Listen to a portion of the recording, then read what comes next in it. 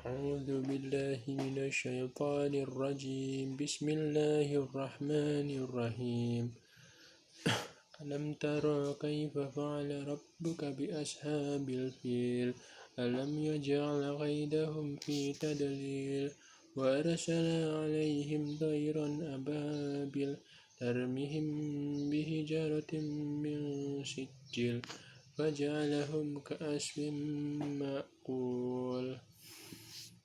Assalamualaikum warahmatullahi wabarakatuh. Saya Muhammad Manun Sofyan akan membawakan materi Tauhidullah dan Syirik tentang mata kuliah ilmu Tauhid.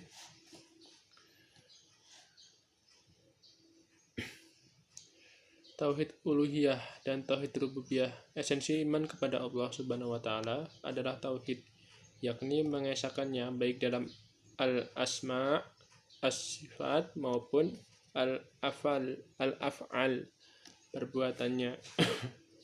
Secara sederhana, tauhid dapat dibagi dalam 3 tingkatan, yaitu tahapan 1 tauhid uluhiyah, mengimani Allah Subhanahu wa taala sebagai satu-satunya ilah. Yang kedua tauhid mulkiyah, mengimani Allah Subhanahu wa taala sebagai satu-satunya malik. Yang ketiga itu tauhid rububiyah, mengimani Allah Subhanahu wa taala sebagai satu-satunya Rabb. Yang pertama tauhid uluhiyah. Kata uluhiyah berakar dari kata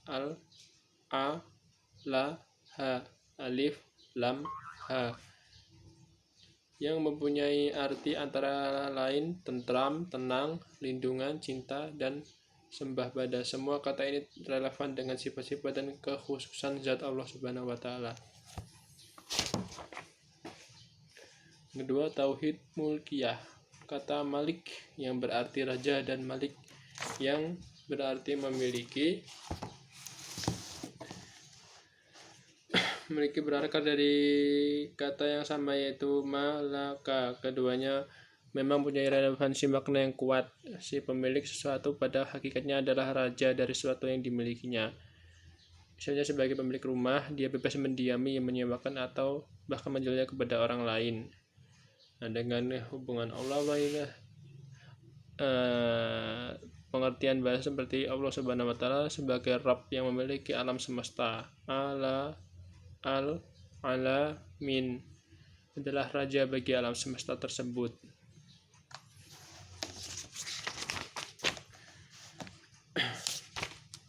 Tauhid rububiyah.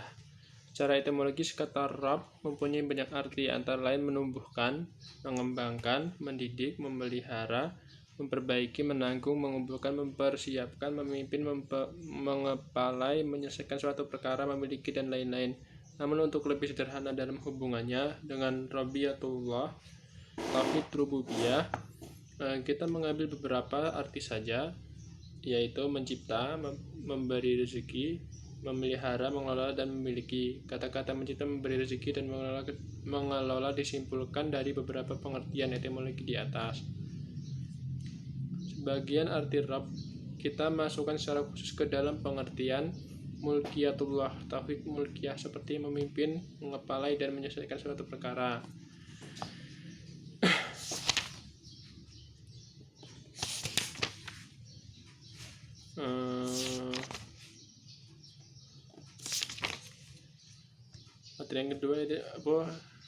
Yang kedua itu syirik.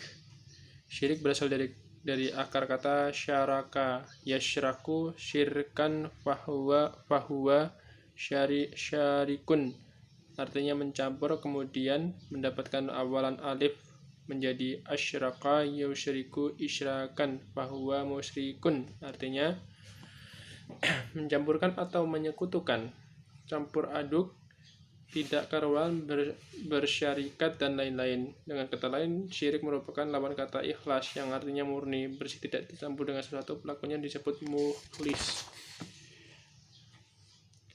Bentuk-bentuk kemusyrikan ini sangat beragam, di atasnya sebagai berikut. Pertama, memakai cincin, keris, azimat, atau isim-isim dengan keyakinan bahwa benda-benda tersebut dapat menolak bala atau bencana.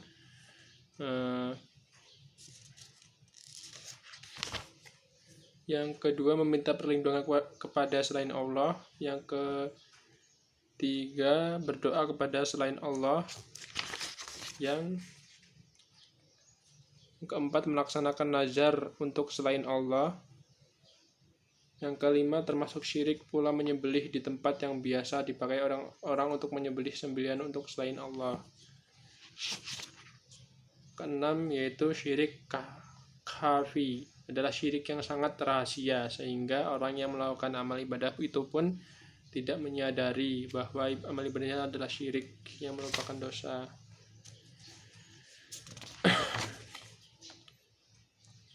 Nah, di sini syirik dibagi menjadi dua, yaitu syirik besar atau asyirku al-akbar dan syirik kecil asyirku al-asghar.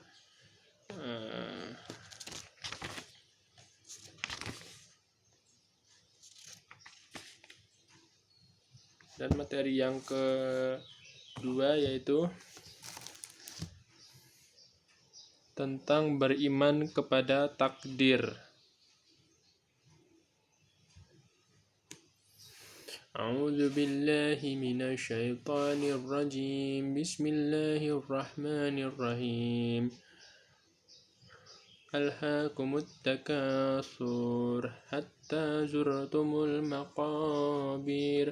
Kalla sawfa ta'lamun, thumma kalla sawfa ta'lamun, kalla law ta'lamuna 'ilmal yaqin, latarawunnal jahim, thumma latarawunnaha 'ainal yaqin, thumma latus'aluna alunna yawma idzin 'anin na'im. Beriman kepada beriman kepada takdir.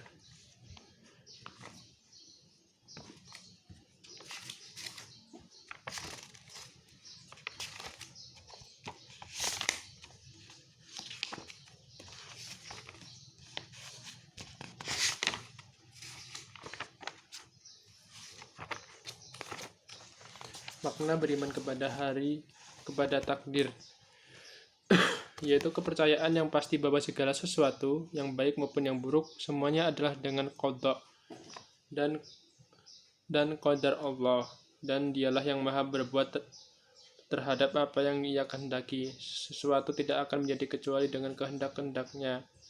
Tidak ada sesuatu pun yang keluar dari kehendaknya, tidak sesuatu pun di dalam alam semesta ini yang keluar dari takdirnya, dan tidak akan berjalan kecuali berdasarkan pengaturannya.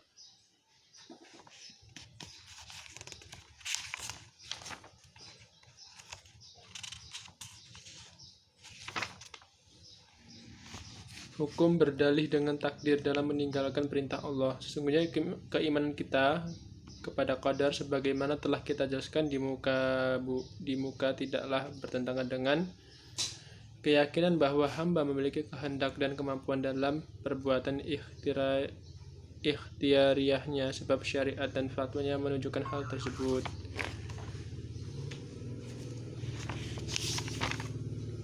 Pengaruh beriman kepada takdir. Beriman kepada takdir suatu kewajiban dan salah satu rukun iman, di mana mengingkarinya adalah kafir. Memiliki beberapa pengaruh nyata dalam kehidupan manusia. Di antara pengaruh tersebut adalah takdir merupakan salah satu sebab yang membuat seseorang bersemangat dalam beramal dan berusaha untuk mencapai keridhaan Allah dalam hidup ini. Setiap mukmin wajib berikhtiar dengan bertawakal kepada Allah, serta dengan keimanan bahwa ikhtiar itu tidak akan membuahkan hasil kecuali dengan izin Allah. Sebab Allah lah yang menciptakan ikhtiar itu, dan Dia pula yang menciptakan keberhasilan. Karena itu, ketika umat Islam ingin mengubah kenyataan yang ada dengan jihad, maka mereka berikhtiar dengan segala bentuk ikhtiar jihad, lalu mereka bertawakal kepada Allah. Di antara pengaruh iman kepada takdir yaitu manusia bisa mengetahui kemampuan dirinya sehingga ia tidak sombong, bangga atau tinggi hati. Sesungguhnya jika manusia mendapatkan kebaikan, maka ia akan sombong dan lupa diri. Tetapi jika ditimpa keburukan dan musibah, maka ia akan galau dan sedih. Beriman kepada takdir bisa menghilangkan berbagai penyakit sosial yang menimpa masyarakat dan menghilangkan kedengkian di antara sesama muslim, mukmin. Sesungguhnya beriman kepada takdir bisa menumbuhkan keberanian hati untuk menghadapi berbagai tantangan serta menguatkan keinginan di dalamnya. Beriman kepada takdir akan menanamkan berbagai hakikat iman dalam jiwa setiap mukmin, termasuk pengaruh beriman kepada takdir, yaitu bahwa hanya orang yang berdakwah kepada Allah akan berdakwah secara terang-terangan dan jelas di hadapan orang-orang kafir dan zalim.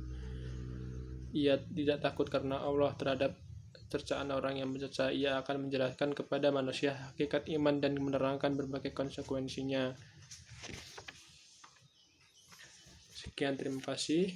Itulah dua materi yang saya jelaskan. Kurang lebihnya saya mohon maaf, dan kepada Allah saya mohon ampun. Wassalamualaikum warahmatullahi wabarakatuh.